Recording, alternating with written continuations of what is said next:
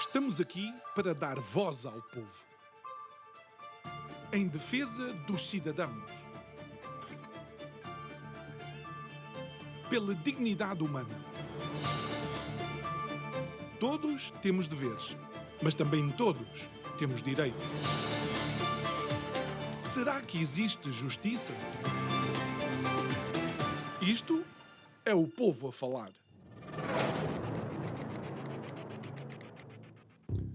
Considerado por muitos como o quarto poder das democracias, o jornalismo e a comunicação social de massas viveram sempre transformações. Foram também utilizados muitas vezes com interesses privados ou públicos, no sentido de alguma forma que a informação que era passada para as grandes massas as pudessem de alguma forma orientar. A verdade é que, com o aparecimento da internet, aquilo que era exclusivo de um determinado número de pessoas passou a estar à disposição de muitos. De alguma forma, aquilo que era um jornalista mudou. Aquilo que era a informação transformou-se. Aquilo que era, por exemplo, procurado e investigado ao longo de várias semanas, começou a ser necessário investigar rapidamente e colocar imediatamente a manchete. Não vá o colega do lado chegar primeiro. E isso significa que, de alguma maneira, a qualidade e o escrutínio que o jornalismo deveria executar também perdeu. Boa noite, o meu nome é João Nuno Pinto e isto é o Povo a Falar. Estou consigo de segunda à sexta, neste mesmo horário, emissão em simultâneo Curiagos TV, Rádio Vida 97.1. E falar por jornalismo ou de jornalismo atualmente acaba por ser importante, porque quando olhamos para o cenário atual em Portugal, vemos que existem grupos de comunicação social a passar por fortes dificuldades. Vemos que existe uma massa crítica de pessoas que dedicaram a sua vida ao jornalismo e com qualidade jornalística que se arriscam a perder os seus empregos e o seu ganha-pão. Mas não vale a pena escamotear a verdade. De há uns anos para cá, o jornalismo vendeu-se. O jornalismo não escrutina. O jornalismo quase que, em vez de noticiar, faz propaganda. E sabe, quando nos deitamos com aqueles que nos podem matar, acabamos eventualmente por ficar feridos e alguns deles feridos de morte. Digo eu que não percebo nada disto.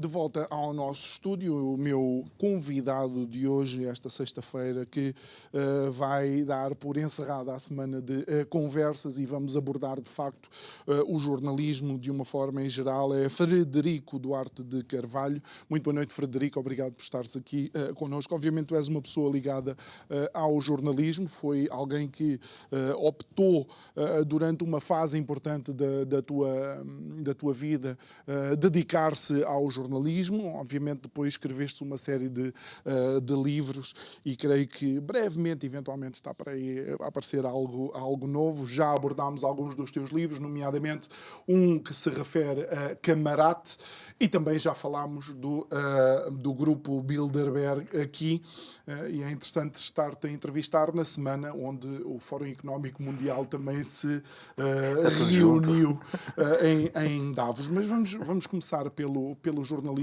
e ainda antes de fazermos uma análise geral, vamos especificamente a esta questão da global media, até porque, de alguma maneira, tu conheces algumas das pessoas envolvidas.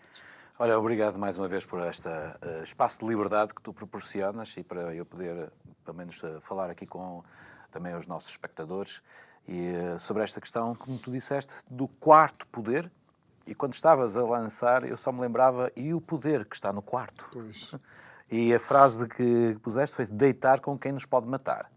Ora, lá está. A crise que há neste momento na Global Media, que é portanto, controla um grupo que controla os jornais históricos, como o Jornal de Notícias, o Diário de Notícias e a Rádio TSF, entre outras publicações, está neste momento em que nós estamos aqui a falar, hoje, no dia 16, isto será emitido mais tarde, não sei se quando isto for para o ar, se já se terão sido, em princípio, já devem ter sido pagos os salários depois vamos ver os próximos, como é que vão ser pagos os próximos salários, se é que já foram pagos, lá está, porque neste momento ainda nem todos, ao que parece, pelo menos as informações que tenho, ainda nem todos os salários foram pagos. E é grave, então ninguém gosta de trabalhar e depois não receber no fim do mês. E, portanto, uma pessoa pergunta, mas porquê é que os jornalistas, que são o quarto poder, que são as pessoas que nos dizem em quem, que entrevistam, que fazem a reportagem do dia-a-dia, que são os cronistas da sociedade, não têm dinheiro para comer. Quer dizer, é a sociedade que está em crise neste momento. Independentemente de questões particulares que se passam dentro do grupo e que eu tenho uma opinião, se calhar pessoal, porque se calhar há coisas mais pessoais e políticas até que estão a acontecer dentro do grupo Global Media, temos também, de qualquer modo, ainda assim, a fragilidade de que há um pequeno abano e, de repente, logo famílias ficam sem sustento.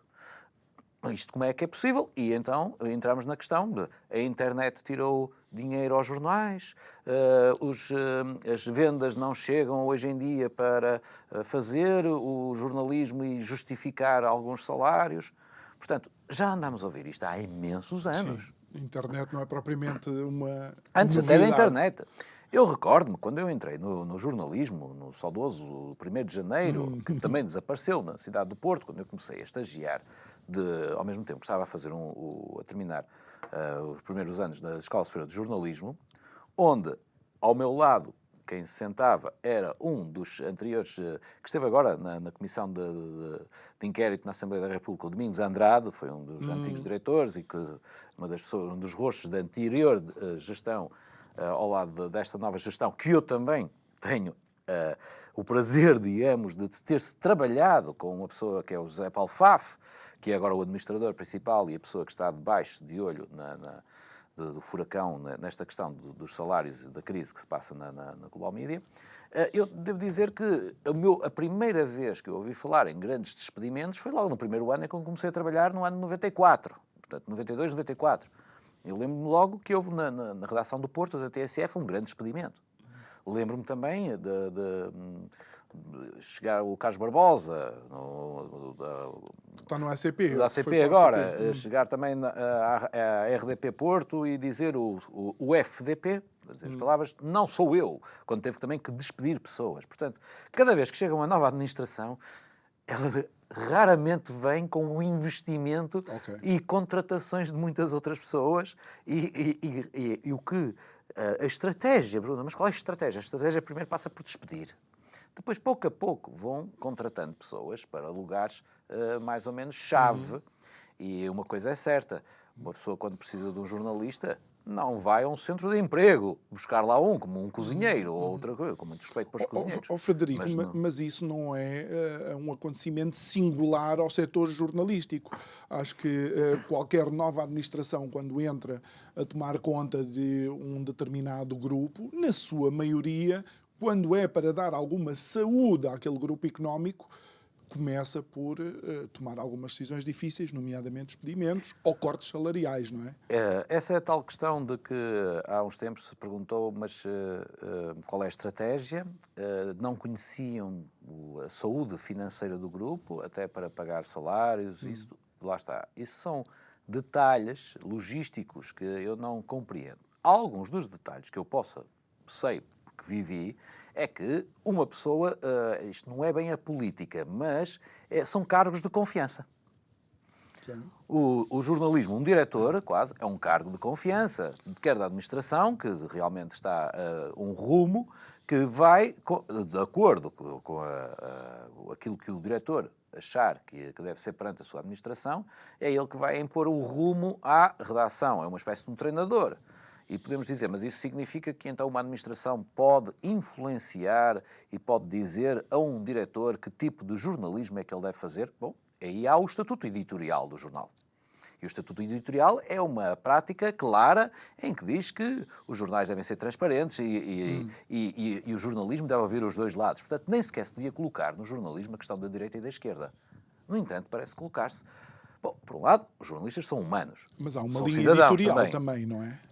As linhas editoriais, a linha editorial também com pequenas subtilezas, nós podemos conseguir perceber se este jornal está mais alinhado à esquerda ou à direita, ou o que é que isso significa nos dias de hoje até. Exato. E isso poderá até, digamos, transparecer a nível dos convidados, dos comentadores, das pessoas não jornalísticas, ou de quem é que o jornalista vai ouvir, que tipo de pergunta é que ele vai fazer, e essas nuances, que algumas até podem ser humanas, essas nuances vão dizer mais ou menos: este jornal está mais alinhado com este lado, este jornal está mais alinhado com este. Eu tenho muita piada, porque ainda há dias eu escrevo de vez em quando umas coisas nas redes sociais e uma pessoa telefonou-me a dizer: não estejas sempre a dizer bem desse. Ou não é estejas sempre assim, não digas bem desse. Não é? E outro liga-me e diz: não digas mal dele. E eu disse: mas eu disse o mesmo para um e para o outro, só que cada um foi fazer a sua interpretação. E ora, isto às vezes acaba por ser um pouco os nossos leitores, nós não sabemos quem são os nossos leitores. São uma massa anónima e por isso é que existem regras jornalísticas para escrevermos para uma massa anónima e que as interpretações depois possam ser feitas de acordo com a cultura de cada um, desde que sejamos honestos na informação que lhes providenciamos. Mas algo que aconteceu no jornalismo relativamente há pouco tempo e que aí há uma melhor definição da linha que cada um representa, ou do espectro ideológico, são os artigos de opinião, onde cada jornal tem, de facto, vários opinadores, por assim dizer, e que, lendo aquilo que eles dizem, conseguimos identificar. É uma coisa à parte da notícia. À parte da notícia. Ora, lá está. A própria notícia, às vezes, pode condicionar, pode servir de âncora à opinião. Pode ser o ponto de partida para uma opinião que se quer propagandear.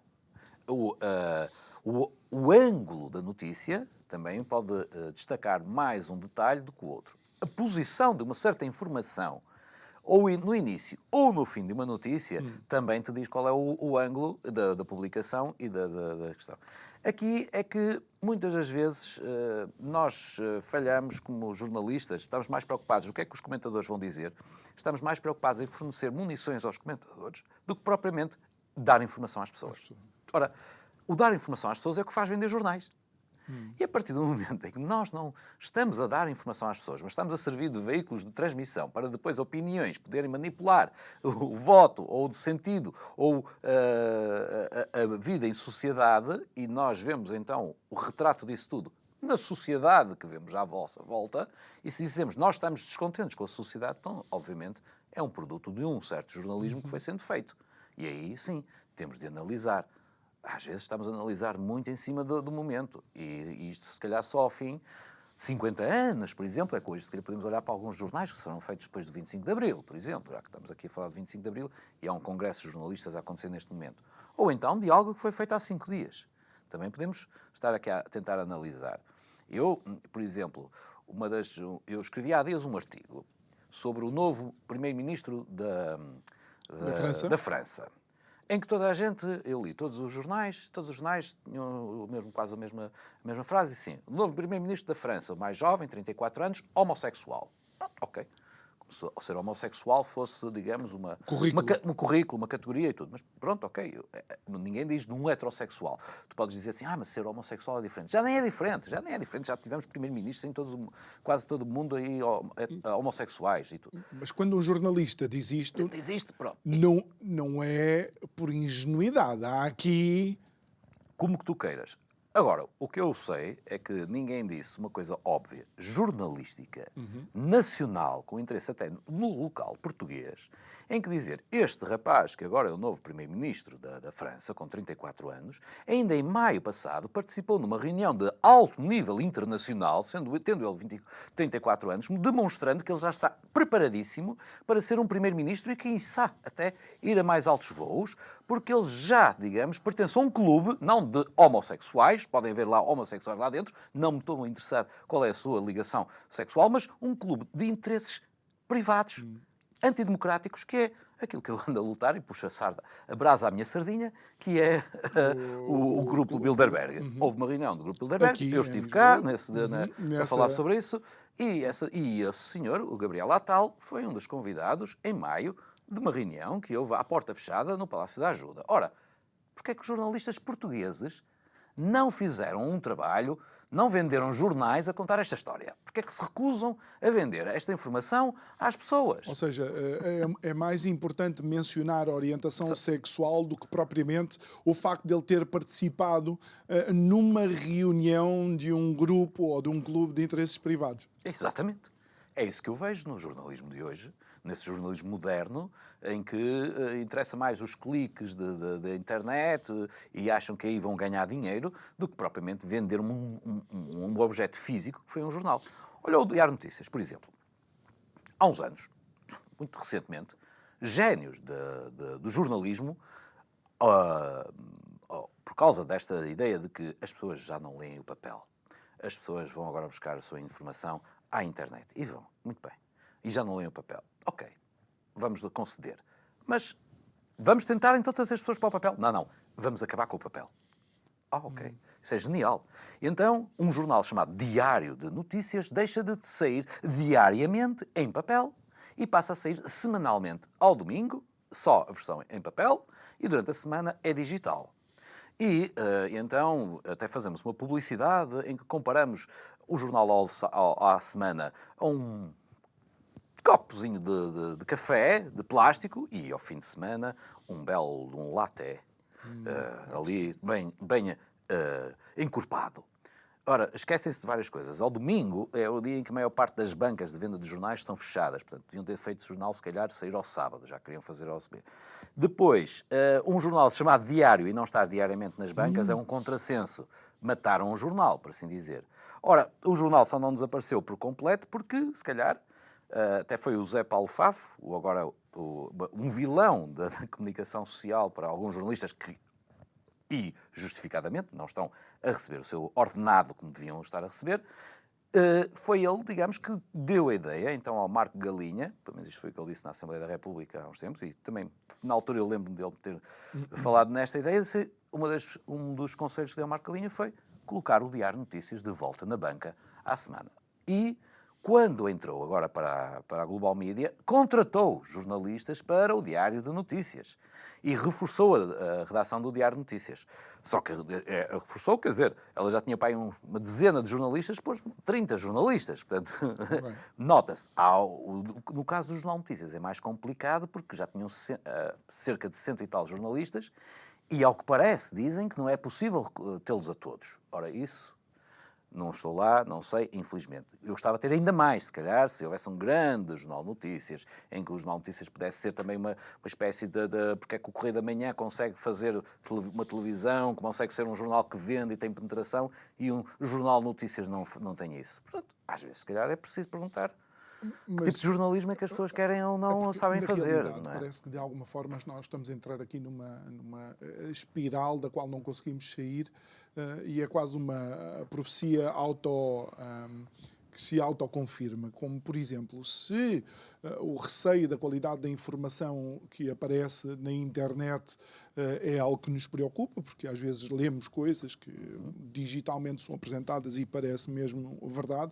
Por outro lado, algo que nós sabemos é que os jornalistas já não têm tempo para escrutinar, investigar, para comparar as fontes, para dar informação de qualidade, sendo que são pressionados pelas mesmas direções, pelas mesmas redações, para se despacharem. Portanto, isto não me parece que tenha condimentos para que corra bem. Vamos então a esse mito dos jornalistas não têm tempo. O dia tem 24 horas, as pessoas têm um horário de trabalho e infelizmente o dia não tem mais do que 24 horas. Portanto, ainda havia umas anedotas há uns tempos em que dizia vamos trabalhar de dia e de noite, vamos trabalhar 48 horas por dia, mas o dia só tem 24 horas. Faz mal, trabalhamos também à noite. Pronto. Não, o dia tem 24 horas, as pessoas têm um nível de resistência então para fazer, portanto as pessoas podem gerir o seu tempo. Quando tu tens jornalistas que aceitam estar em casa, em teletrabalho, fazerem coisas para a internet e que dizem assim eu tenho tempo para fazer a minha lead caseira. Eu só me recordo dos tempos em que eu passava com a minha saudosa avó, em que ela fazia tricô, fazia umas papas maizenas, tínhamos a televisão ligada e ela aproveitava para vender o tricô e ganhava dinheiro. Ora, é este, digamos, o jornalismo que queremos? Pessoas que estão em casa a fazer tricô para as redes sociais, para alimentar? Não, as pessoas com muita imaginação, mesmo com as dificuldades económicas que existem hoje em dia, podem, se souberem, não é vou dizer se quiserem, porque elas querem. Agora, será que sabem fazer jornalismo? Eu sei que vou apanhar muita tabela por causa disto. Dizer assim, este é que se acha que é o maior jornalista. Não, eu não me acho o maior jornalista. Acho que até sou um jornalista banalíssimo, porque eu só faço aquilo que os outros não fazem.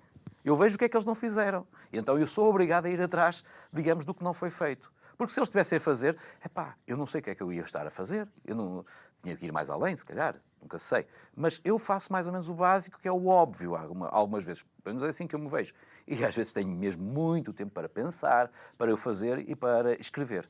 E uma das coisas foi isto. Eu deixei passar vários dias a ver se alguém falava do Sr. Atal na reunião do Grupo Bilderberg, que foi uma notícia, que era uma coisa que aconteceu cá, e não vi ninguém a falar nisto. Tive que ser eu a escrever.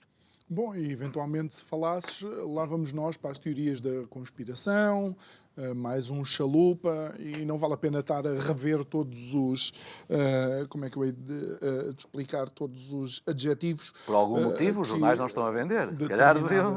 Pois, não sei. Olha, há aqui um artigo que eu gostava de falar contigo, aliás, até foi enviado por ti, da Joana Amaral Dias, no jornal Sol, em que ela diz que realmente ela acha que há um jornalismo mercantilista, sem ética, que engana o destinatário e esse não pode sobreviver, nem deve sobreviver. Achas que, de alguma forma, o quarto poder se deitou, como tu dizias há pouco, com o poder que está no quarto? O artigo da Joana Amaral Dias é uma grande provocação agora na altura em que temos o Congresso de Jornalistas. E eu, sim, quando te enviei isso, foi nesse sentido de dizer, vamos lá ver o que é que se vai haver uma resposta àquilo que a Joana Amaral Dias diz. E é mesmo, mas as palavras dela são as palavras quase de que tu ouves no dia a dia, na rua das pessoas. As pessoas, por algum motivo, acham que não confiam mais nos jornalistas, que é uma pena e que é um perigo. E é um perigo para a democracia. Há dias, uma coisa assim, pode a democracia existir sem o jornalismo? Uma coisa assim, mas espera aí, se há jornalismo, nem se coloca a pergunta, há democracia. Agora, pode uma ditadura existir sem um jornalismo alinhado? Ora, aí está. É a questão de que se devemos ou não, por exemplo, privatizar os jornais. Ora, ou nacionalizar, aliás. Desculpa lá. Nacionalizar os jornais. Eu disse há uns tempos, isso foi uma... escrevi uma pequena provocação sobre essa questão, que é, se os jornais fossem... Se o Estado é o primeiro a dizer, os jornais não devem ser estatais. Nós não temos vocação, o Estado não tem vocação e nem quer fazer isso. E eu digo, espera aí, se o Estado nos diz isso, então é porque o Estado quer que os jornais fiquem privatizados porque lhes convém. Ao Estado só convém aquilo que o Estado lhe convém. E por algum motivo o Estado vai abdicar de controlar a comunicação. Então eu começo a ver que, se calhar, o Estado controla melhor a comunicação, estando na mão de certos privados, não parecendo que controla. Eu sei, mas é um grande desafio e, acima de tudo, é um grande salto de fé acreditar que realmente podemos confiar numa comunicação social nacionalizada. Aqui estamos a falar, quando nós falamos, e as pessoas lá em casa às vezes pensam, e é um erro que muitas vezes sentimos, uma coisa é o Estado, outra coisa são os governantes. O Estado somos nós e nós queremos ter uma informação livre. E nós garantimos que uma informação é livre e que não está na mão apenas de alguns, os privados. Okay. Ora, os governantes, de repente, é que não são os melhores para garantir que a informação é livre e os governantes dizem, não, o Estado não deve. E é por isso que eu já percebi. O Estado não deve. Vamos entregar a estes, porque estes aqui é que falam bem connosco. Mas há quem diga que o Estado deve. os que dizem esses, são aqueles que o Estado depois acham que são depois aquelas que as pessoas acham que são os totalitaristas também. Mas houve uma coisa. O caso dos comunistas, nesse sentido. Sim, e aí nós sabemos como é que mas é uma eles já têm o Avante, não precisam de mais. Exatamente. Olha, lá está, tens um bom exemplo. Mas pronto, mas é evidente, mas é perfeitamente legítimo. Perfeitamente.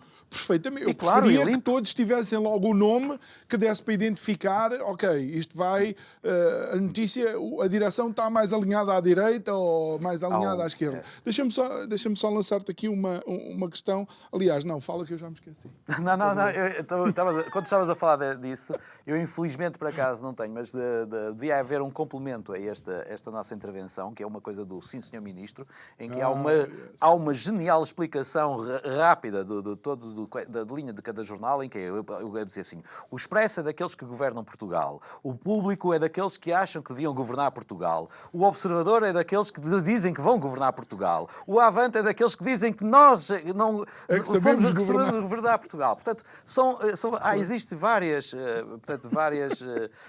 público para todos. Aliás, existe público para todos. Já me recordo. Aquilo que eu queria conversar contigo é que nós assistimos há relativamente pouco tempo o Estado, tal como fez também noutros setores, a dar uma fatia importante de dinheiro para ajudar, e estou a falar da pandemia, para ajudar os órgãos de comunicação social. Sendo eventualmente uma ação humanista ou humanitária, abre um precedente que deveria nos preocupar? Quando foi essa questão dos jornais levarem uma boa parcela da publicidade estatal como ajuda para servir, foi um bom exemplo de como é que o Estado pode comprar jornais. E isso criou também mais um momento de crítica. Houve alguns jornais que disseram, não, nós recusamos isto. Depois, se calhar, foram fazer negócios com privados que aceitaram dinheiro do Estado. Portanto, o dinheiro circula de todo lado. Não é ilegítimo, digamos, haver circulação de dinheiro numa sociedade de mercado e disso tudo. Eles não têm nenhuma árvore das patacas, não é? Agora, o que faltou, eu não me importo de receber o dinheiro do Estado, desde que o Estado não compre a minha opinião jornalística. Nem a opinião jornalística, nem compre os factos jornalísticos. E o que faltou, por exemplo, na questão da pandemia, falou-se muito na ciência, e eu respeito a ciência, e tanto a respeito que a temo, sobretudo porque sei que a ciência tanto pode dizer uma coisa como o seu contrário, dependendo, porque conheço a ciência política. E a ciência política diz que neste momento, se a verdade é para ser dita é esta, agora vamos mudar a verdade e vamos criar, com relações públicas, uma outra verdade. E o trabalho do jornalista, no meio desta grande confusão, e aí eu cheguei, digamos, foi uma luz que caiu em cima de mim, por assim dizer. Não há messianismos neste sentido, sou um ser humano, continuo, mas cheguei a uma pequena conclusão que nós, na escola de jornalismo, devíamos aprender, e nas escolas, e hoje em dia, a missão de informar devia ser tão sagrada quanto esta. Nós, os jornalistas, somos os cronistas do nosso tempo. George Orwell dizia, quem controla o passado, controla o futuro. Quem controla o presente, controla o passado.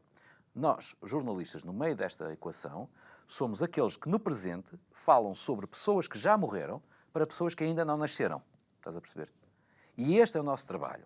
E o nosso trabalho de hoje é precisamente sermos estes cronistas destes tempos. Não nos cabe a nós tomar uma opinião, cabe-nos a nós ouvirmos as várias opiniões várias, não é uma nem outra, e depois registá-las para que gerações, pessoas com mais conhecimentos ou mais tarde queiram compreender os nossos tempos, possam encontrar. E no meio disto tudo, criarmos uma sociedade em que flua este circuito de comunicação e que flua também o circuito de economia. Uma economia com comunicação. Deixa-me só concluir aqui uma questão, porque quando eu estava a contar isto, há muita gente também que diz assim, o jornalismo.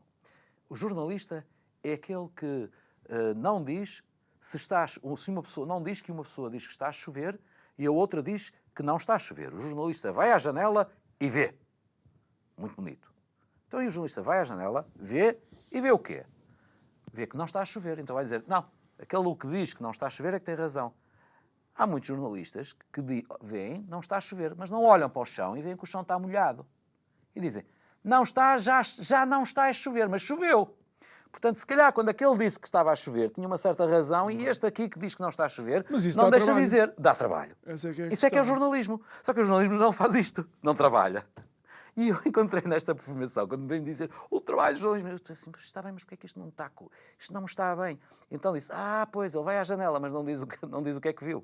Só diz o que é que viu para um lado, se calhar não diz o que viu também para o outro. Olha, deixa-me, uma vez que estamos daqui de alguma forma a malhar no Estado, desculpem a expressão, e sobre a possibilidade do Estado controlar a comunicação social, eu recordo-me de um acontecimento, ainda não é quando eu me preocupava com coisas de política e de jornalismo, mas achei a notícia curiosa, quando houve algumas notícias relativamente ao BES, quando o BES ainda estava bem, e imediatamente Ricardo Salgado ameaçou retirar toda a publicidade do grupo Espírito Santo de um determinado grupo jornalístico.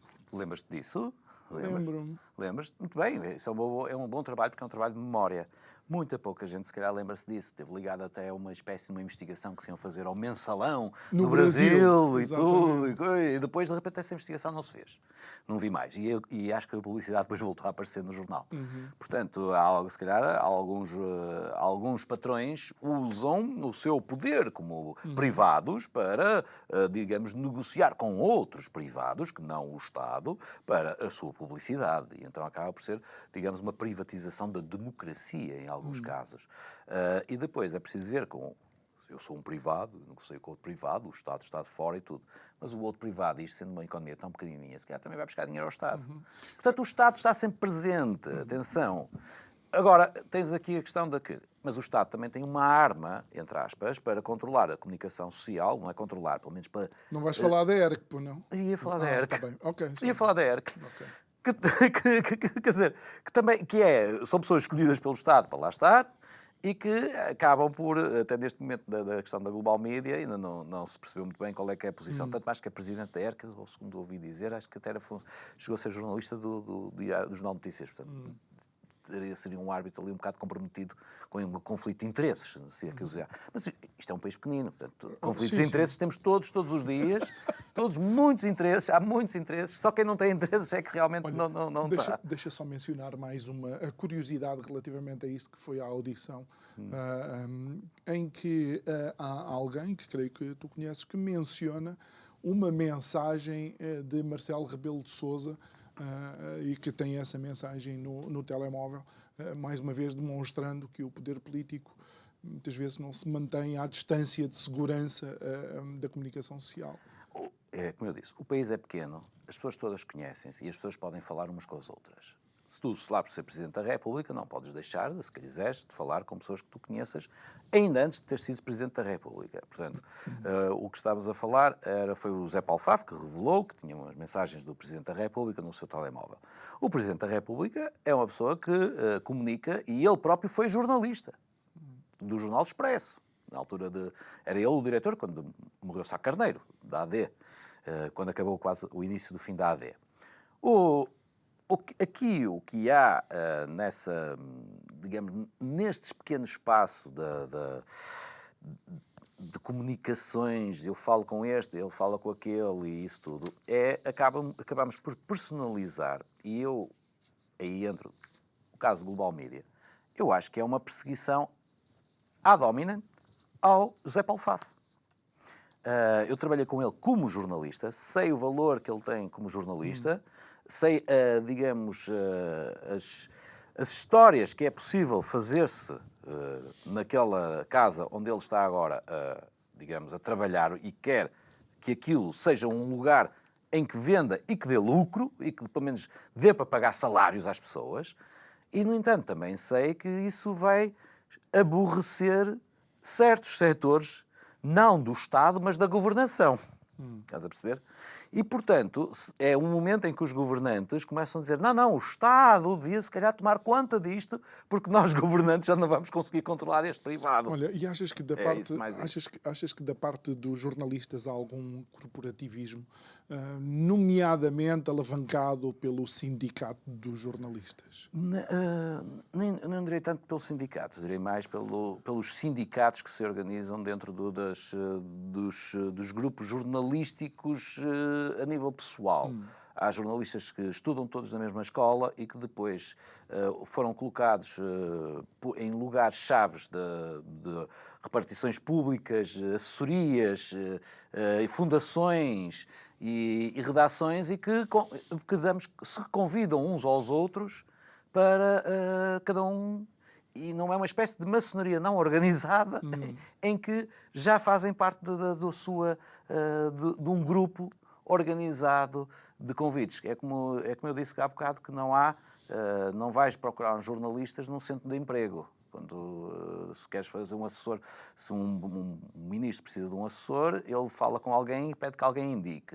Se tu precisas de um editor, tu pedes a alguém que te indique um amigo, assim. Portanto, e isso só funciona se for uma pessoa de confiança. E o que é uma pessoa de confiança? É que vai de acordo com que não vai fazer surpresas, não vai fazer jornalismo, digamos, e que nos vai surpreender.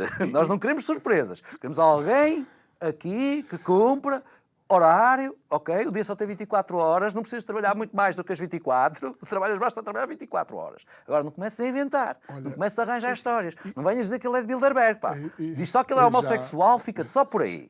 E já para não lançar para cima da mesa, e se calhar tínhamos que começar no novo programa, a importância ou a relevância que a inteligência artificial poderá ter na construção das notícias, não é? A inteligência artificial é preocupante, sobretudo naquilo que ela às vezes consegue fazer na manipulação de voz, de imagem, portanto, de textos, disso tudo. Eu digo que desde que apareceu a internet e desde que apareceu este paradigma, cada vez mais há futuro para o jornalismo quando começar a haver jornalismo. Porque isto que está a haver não é jornalismo.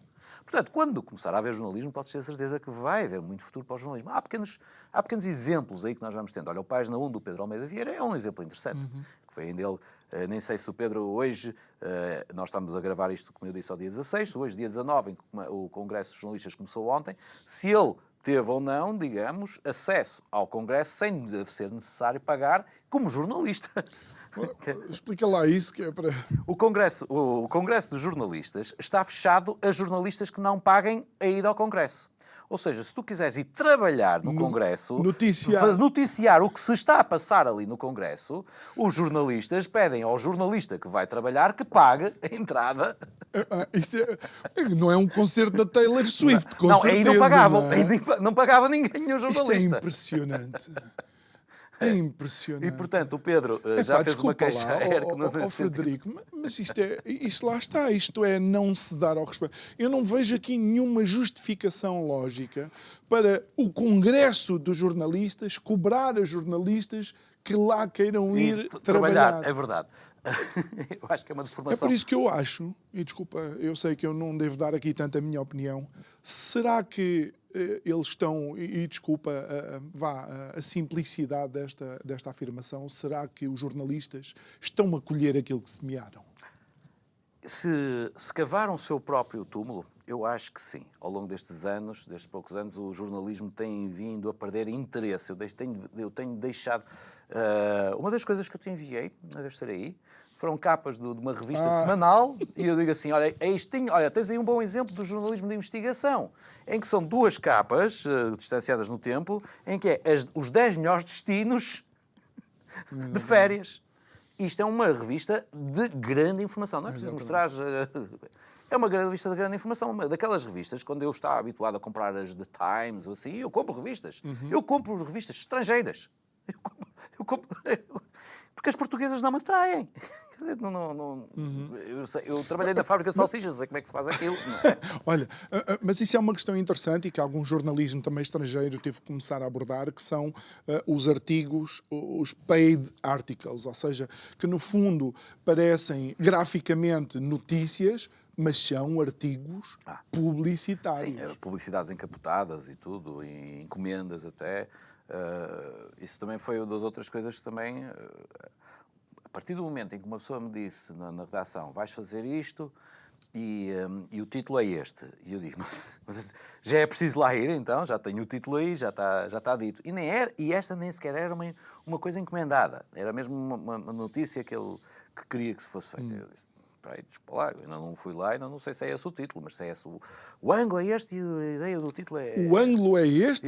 O ângulo é este e o título é este. Ou seja, tu vais a um sítio para ver e dizem-te o ângulo é este. Isto era uma coisa tão simples quanto um espetáculo de música, atenção, ok? Não, mas já há tinha um princípio basilar que exatamente, está a ser... Mas já tinha, o público é um público que está tipificado, está estereotipado e, portanto, a reportagem vai ser sobre este público estereotipado, tipificado, sobre esta festa da aldeia, se quisermos, ou assim, pronto. E o título vai ser este. Eu disse, eu até posso até escrever isto aqui, se quiseres, então já com os clichês todos, não é preciso ir lá, é só para dizer coisa, pronto.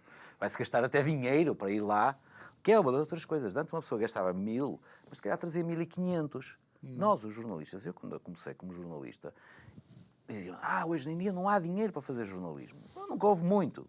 Mas havia dinheiro, se tu não consegues fazer dinheiro sem investir dinheiro. Também. Portanto, ou fechas os jornais e acabou, e então não há nada, ou então, se continuas a fazer, estás a gastar dinheiro e a perder dinheiro, e então alguém é que está, digamos, a interessar alguma coisa para aquilo estar a ser subsidiado, por assim dizer.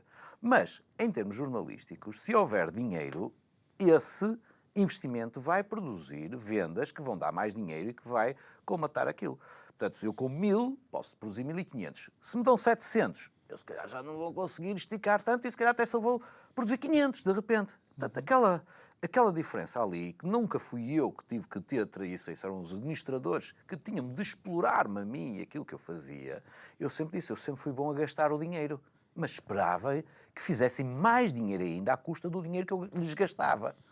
E aquilo, pronto, portanto, resultava bem. Recebia um ordenado, o jornal vendia, via notícias, as pessoas compravam, a sociedade debatia, a sociedade avançava, a economia mexia.